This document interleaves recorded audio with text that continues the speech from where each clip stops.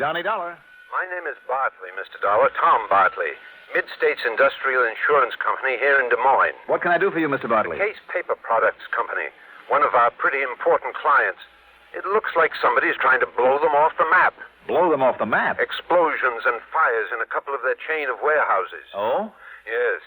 That have so far cost us over $120,000. And if they have any more of them, or if their main plant here in Des Moines gets hit... I see what you mean. Okay, Mr. Bartley.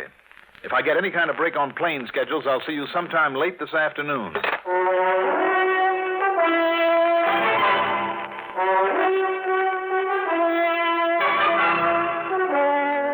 The CBS Radio Network brings you Mandel, Kramer and the exciting adventures of the man with the action-packed expense account.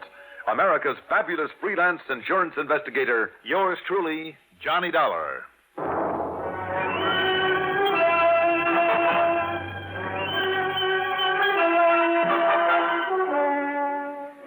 Expense account submitted by Special Investigator Johnny Dollar to Mid-States Industrial Insurance Company, Des Moines office. Following is an account of expenses incurred during my investigation of the case of trouble matter.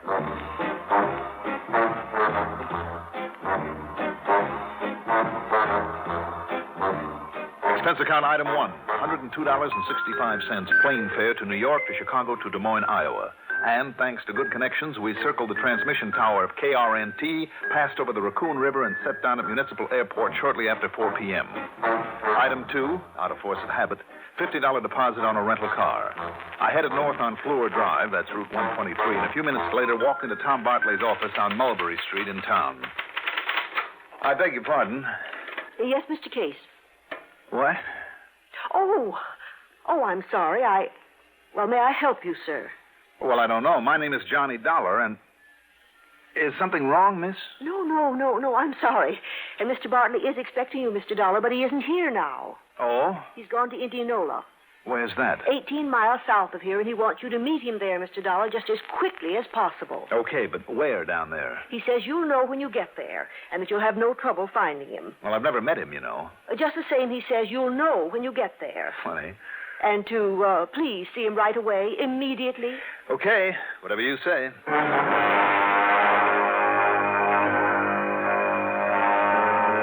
Indianola's a little town, about 7,000. And that secretary was right. I had no trouble at all finding Tom Bartley, much less his reason for being there. A thick pall of smoke hung over the place. It came from the smoldering remains of a big building just to block off Highway 69 near the edge of the South River. A sign at one edge of the property said the building had belonged to Case Paper Products Company. I pulled up next to a group of firemen who were busy with a hose killing the last of the hot spots.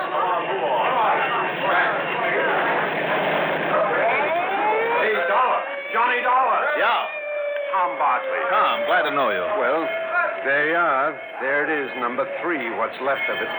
And this one will cost us $50,000, $60,000 more at least. You think this and the others you called about have been arson, So does Albert Case. He and his brother Ed own the business. Main plant in Des Moines and a lot of warehouses scattered around. Why scattered around, Tom, instead of close to the main plant? No room up there. Also, it saves money because of cheaper property in these small towns. Where are the others? Well, those that are left are in Knoxville, Osceola, Colfax, and Grinnell. But who knows for how long? On the phone, you said explosions and fires. That's the way they've all started, with an explosion. Yeah. That would indicate arson, all right. Also a pattern by one man. Right. But paper burns so hard and fast and hot, there's never any concrete evidence after a fire's over.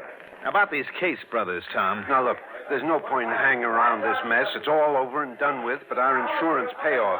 So why don't you pile into your car and follow me home, Johnny? We can talk about it there over a stiff drink that I can well use. Okay, if you like. Besides, it's getting late, and I promised Millie I'd bring you home for dinner. Lead the way.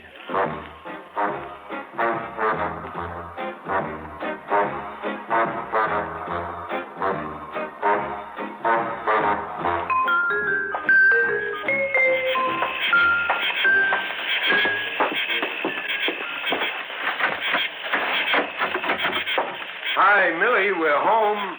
Attractive place you have here, Tom. Thanks. We like it. Oh, hi, darling. Have a busy day at the... What, Ed? Huh? Well, yes, I guess Johnny does look like Ed Case at that. Johnny. Mildred, this is Johnny Dollar. Oh. Well, hi, Johnny. Welcome. Hi, Millie. Now, you two can go in there and relax, and I'll bring you a drink. Scotch and soda, all right, Johnny? It's what Tom always drinks. Oh, that'll suit me fine. Sit down, Johnny. Make yourself comfortable. Thanks, Tom. Mighty attractive little wife you have there. Millie used to be a singer and dancer in a sister act. Oh? Now, about the Case brothers, Tom. Well, Albert actually runs the business. Ed just shares the profits. Kind of a black sheep of the family, I've heard. I see. Here we are, boys. One for you, Johnny. One for you, darling.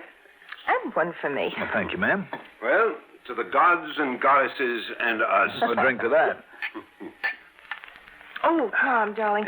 Yeah? Before I forget, Albert Case promised to drop in. Oh, good. I want Johnny to meet As him. a matter of fact, he ought to be here right now. He only lives a few blocks away. He's been up in the town of Madrid, Johnny, cleaning up after a previous fire so he can sell the property. You mean he's planning to just pocket the insurance money? I guess so. Incidentally, he himself discovered that fire. He did, hmm? Tom, tell me, how has business been with the Case brothers lately? Well, not so good, I guess, but then that's true of a lot. Now, wait a minute, Johnny. Possibility, isn't it? But Albert Case burned down his own... Oh, now, listen, you don't know him. I know, but maybe you don't either, Tom. At least as well as you think you do. Oh, no, Johnny, you're wrong in what you're thinking. Well, I've known Al Case for years. I've known him well. Mm-hmm. What about his brother Ed, the black sheep? Well, now, Ed, of course, is a different... Oh, excuse me a minute. Hello? Tom, this is Albert Case. It's Al, Johnny. Come listen. Right. Tom, Yes, Al? I told you those fires were set. All of them. I know you did. Well, I have proof. You have, huh? Then we'll be right over. No. What? No, you mustn't come here. And I mustn't stay here. What? What do you mean? Because I... Hello? Hello? Al! I don't get it. Do you know where he lives, Tom? Well, sure, but why did he hang Come up? on, let's go.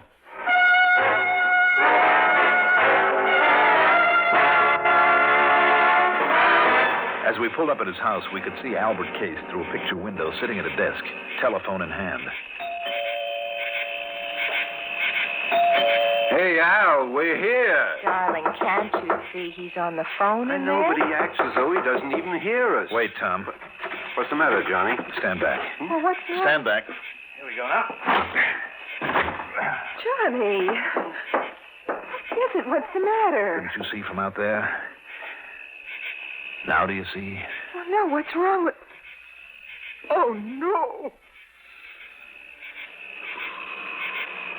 Well, Johnny? Right through the forehead, Tom. Looks like it was done by a .38.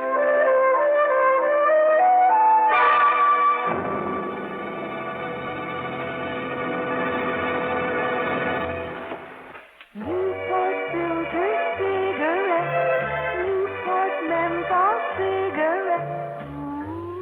You know, sometimes late at night when business gets slack here in the diner and I'm listening to the radio, I think to myself, Heine, suppose that Newport dame should walk in right now, sit down at the counter and say, Heine, from now on I want you to smoke Newport filter cigarettes.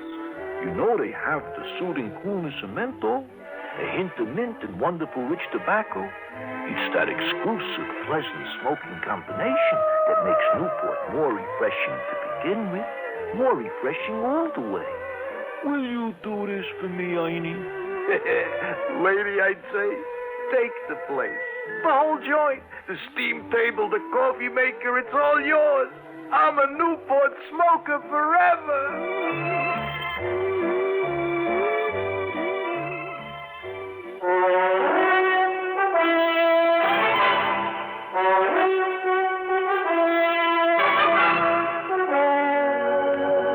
Tom took the telephone out of the dead man's hand and called the police. Millie turned pale and slumped into a chair, and I gave the place a quick rundown, checked the doors and windows. A few minutes later, a young policeman arrived. Were you all here when it happened, Mr. Bartley and Mrs. Bartley? And, who are you? He's working for me, officer. He's Johnny Dollar, insurance investigator. You insurance guys work pretty fast, don't you? Maybe too fast. You related to Mr. Case? Well, are you? No. Why? You look a little like him. All right, now, who busted in the front door? I did, officer, when I saw through the window that something was very obviously wrong with Mr. Case. Oh, just took things in your own hands and busted in, huh? That's right. All right, let's see what I can find out here. Sure, here it is. A bullet hole through this window.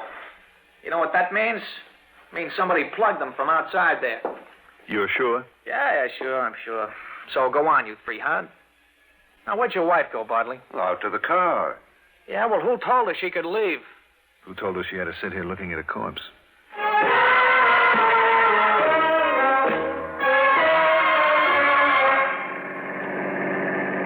He wasn't shot by somebody standing outside, Johnny? Well, how do you know? I saw that bullet hole in the window, too. Yeah? But there were no particles of glass on the inside of the sill. But there were on the outside? That's right. So the shot was fired inside by somebody that Albert Case let in or who had normal access to the house. Remember when Albert's phoning to you was cut off? Yes. Because somebody was there and had to stop him from talking about his proof of arson or from naming the arsonist. Was Albert married? No. Oh.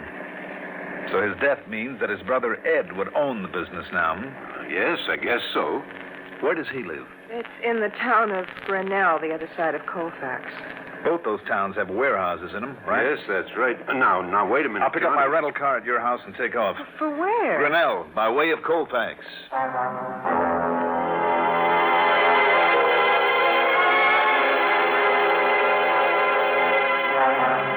But at Colfax, I made a stop to question some of the people standing around another big warehouse fire. Yes, the Case Paper Products warehouse. But in walking toward it in the semi-darkness, I stumbled over a little old man quietly sobbing to himself. I'm sorry, I didn't mean to walk all over you like that. Oh, what difference does it make? I knew it would happen.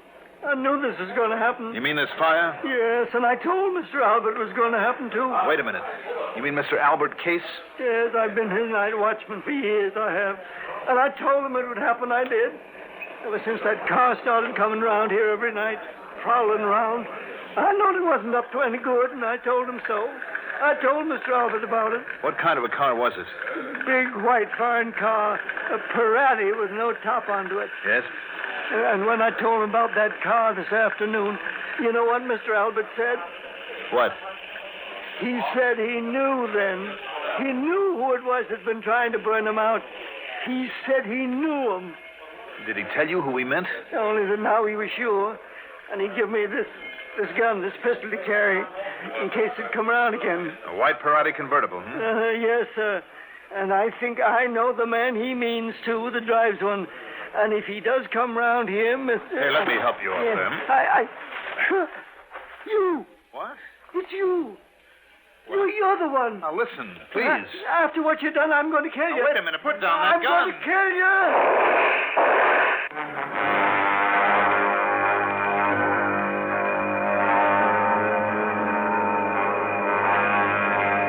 Thank goodness it was a bad shot. There was no point hanging around to explain things to the fireman. I grabbed his gun and took off. Pete thought that I was someone else. Millie Bartley had, too. Matter of fact, even I had noticed a sort of family-type resemblance between myself and the dead man, Albert Case. All right. I'd hoped to make the rest of the trip in something under legal time, but after having the fuel pump of my car conk out on me, then spending literally hours at an all-night service station getting a new one, incidentally, that's item 3, 1580, the sun was up by the time I got to Grinnell. At police headquarters there, I barged into the office of Lieutenant Cal Golden without waiting to be announced. Well, you're an early bird. Sit down for a minute while I finish up this report, Mr. Case. What? Oh, sure. Tried all night to phone you, Mr. Case, but got no answer. You did, hmm? That's very interesting. I'm afraid I have bad news for you about your brother, Albert. Here we are. Yeah. Seems that last night somebody... Wait a minute. Yeah? Well, I'll be... You look like Ed Case. Don't worry, Lieutenant. You're not the first one to make that mistake.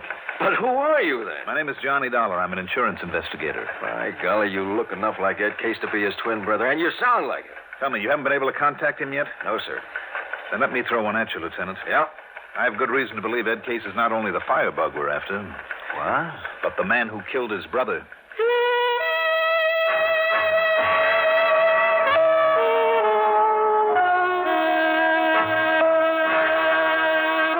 It took a little convincing, but the lieutenant finally agreed to put out an APB on Ed Case. And he gave me Ed's address, 1217 LaCroix Place. There was no answer to the doorbell there, so I went to the house next door. Yes? Oh, excuse me, ma'am. Oh, it's you, Ed Case. I beg your pardon. No, wait.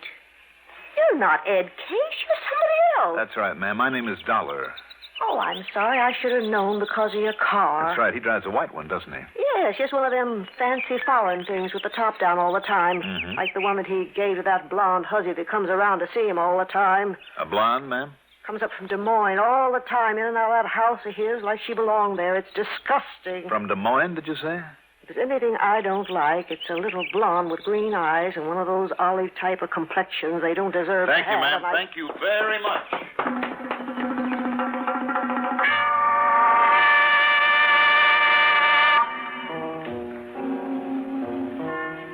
That description of Ed's girlfriend. It was Millie Bartley, Tom's wife. Petite, olive complexion, green eyes, and she lived in Des Moines. And I remembered her momentary surprise when she first saw me. Item 4, 90 cents for a phone call. Why, no, Johnny. I don't know where Millie is. I heard her talking on the phone to her friend Bernice. They used to be in a sister act, you know. Well, then, Tom... But then she ducked out of the house and left in the car. I see. Okay, Tom, thanks. But how are you doing? Anything new that I ought to know about this arson murder thing? No, Tom, nothing you need to worry about. Not yet.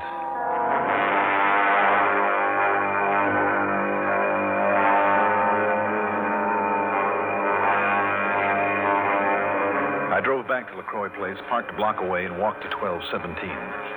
There was no answer again, so I went around to the back door, slipped the lock with a business card, and walked in, leaving it open for a possible quick exit. That was a mistake, because a couple of minutes later, as I rounded a corner to the living room, I felt the barrel of a gun in my back. Oh, so you're out of town, huh? Well, now I know different. Now, wait a minute. Don't move, Eddie boy. Trying to stall on that $5,000 you owe me won't work. You think I'm Ed Case? What do you mean, think? Now, listen, You know what happens when you try and stall me, Eddie?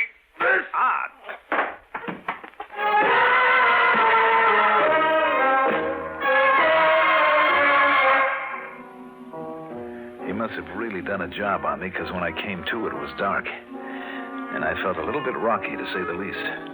What roused me was the sound of steps, a woman's steps, quietly coming in the back door. There were no lights, remember. Then, briefly silhouetted against a window, I saw the all-too-familiar, trim, petite figure coming toward me. Eddie? Oh, no, you're hurt. Oh, honey, you're hurt. What happened? Oh, you don't know. Oh, yeah, with Louie getting even because you didn't pay him soon enough for that last fire. Oh, here, Eddie, let me turn on the lights and help you. No. Huh? Just let me rest a minute. Oh, I knew that was him I passed on the highway. Why did you come over here from Des Moines? To make sure you'd play dumb when the cops told you about poor dear old Albert getting knocked off. Why did you come here to the house? Because I hoped that you'd come here, I guess. Well, you should have waited until I could get up the money to pay Louie. You mean for killing Albert, too, huh? Yeah. I mean, no. You killed Albert. I saw you from the outside in the car. Yeah, you'd swear to that, wouldn't you? Eddie, what a thing to say. You sound like you don't trust me. Look, we're in this thing together. And whose idea was it to knock off Albert? Well, like I told you, you had to because he was getting wise to you about the fires. You had it figured out that way right from the beginning, didn't you? Baby, now look. First, burn up the warehouses, collect the insurance on them. Well, sure. Then get Al out of the way so you and I would have it all. Well, yeah, that's right. Eddie, what are you talking this way for? I don't understand you. I wish to heaven I didn't understand you, Millie. Millie? Come on, let's turn on the lights in here. Eddie, you're not Eddie. Who are you? Don't try to kid me, Millie. Wait a minute. Who are you? Oh, you're the dick. That insurance investigator Millie told me about, Johnny Dollar. Let me out of here. Sorry, Let baby. go of me. You're going to stay right here. Millie Barkley's sister Bernice. Oh, well. Sister. Yes. On account of we looked alike, we did a sister act once before she married that Bartley guy. Will you let me go? Not a chance, Bernice. Let me go. I think maybe you better, Dollar. What? Eddie. Yeah, me, Eddie. Don't move, Dollar. Get his gun, Bernice. Take his gun away. Yeah, sure, Eddie. Here it is. Ed Case, That's right. I guess maybe we do look like each other, don't we? It fooled Bernice, Eddie. Before I put the lights on, she told me everything. Eddie, don't believe him. It's a lie. No, it isn't, baby. I heard. But listen, I thought he was you. Don't you understand? I thought he was you. Why'd you drive on over here anyway? Because Millie told me Dollar was coming You been here. shooting up your mouth to Millie, too? I could tell she was getting wise about the fire. You told her. No, Eddie, honest. But she was my friend. She thought maybe she could help me out of this mess. Yeah, you're too late, Bernice. Eddie, what are you going to do? I'm going to get rid of the both of you. No. And figure out some way to shut up Louie. But you two are first. Eddie. You'll never get away with this, Eddie. No? Even when I use this gun of yours to knock you off? Eddie, please. You're drunk or you're crazy or something. What, crazy? To save my own life? To keep you and Louie and Dollar here from putting a noose around my neck? It's there already, Eddie, and you know it. Shut up. It won't be after I kill you. Eddie, please, That's please. gonna be right now. Wait a minute. Who's that? The cops. It must be the cops. Oh, yeah? Well, if it is, you wait here. You wait. Ah, no, you don't. You should have turned toward that door. Out of my way. Oh, Eddie, you hit me. Now, you, Dollar. Wrong, Eddie. You may have killed her, but you're not going to...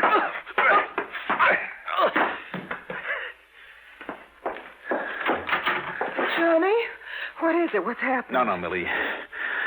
Don't go in there. Bernice? Yes. Eddie killed her. I'm sorry. She was my friend. I'm sorry, Millie. Where's Tom? I came alone, Johnny. Why? When I talked to Bernice on the phone, I knew I could tell that your suspicion of Eddie was right. And I hoped that somehow I could help her. Maybe you better call Tom and tell him where you are and what's happened.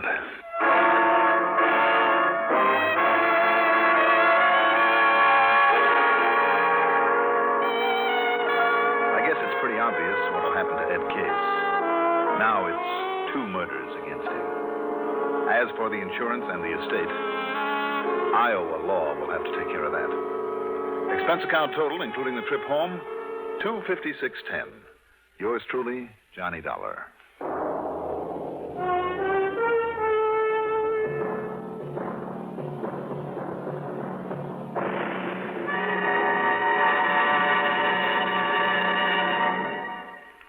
Now, here is our star to tell you about next week's story. Next week, a story with a twist that will surprise you as much as it did me. Tune in, won't you? Yours truly, Johnny Dollar. If you drive a car, remember this.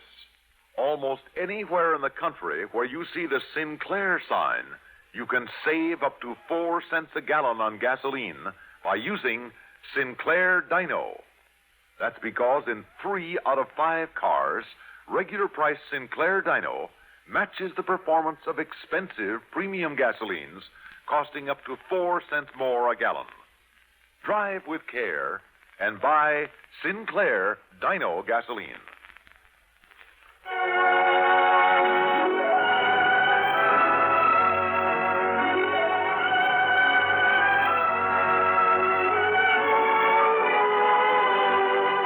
Yours truly, Johnny Dollar, is written by Jack Johnstone, produced and directed by Fred Hendrickson. Johnny Dollar is played by Mandel Kramer. Also featured in our cast were John Seymour, Abby Lewis, Terry Keane, Edgar Staley, Jack Grimes, Jim Stevens, and Gilbert Mack. Music supervision by Ethel Huber. Sound patterns by Walter Otto. Technical direction by Fred Cusick. Be sure to join us next week, same time, same station, for another exciting story of yours truly, Johnny Dollar. This is Stuart Metz speaking. Hear the Dean of Newscasters, Lowell Thomas, weeknights on the CBS Radio Network. CBS for Durham, WDNC. It's 6:34. When the headache strikes, headache tension builds up. You feel terrible. You become irritable. When this happens, here's what you should do.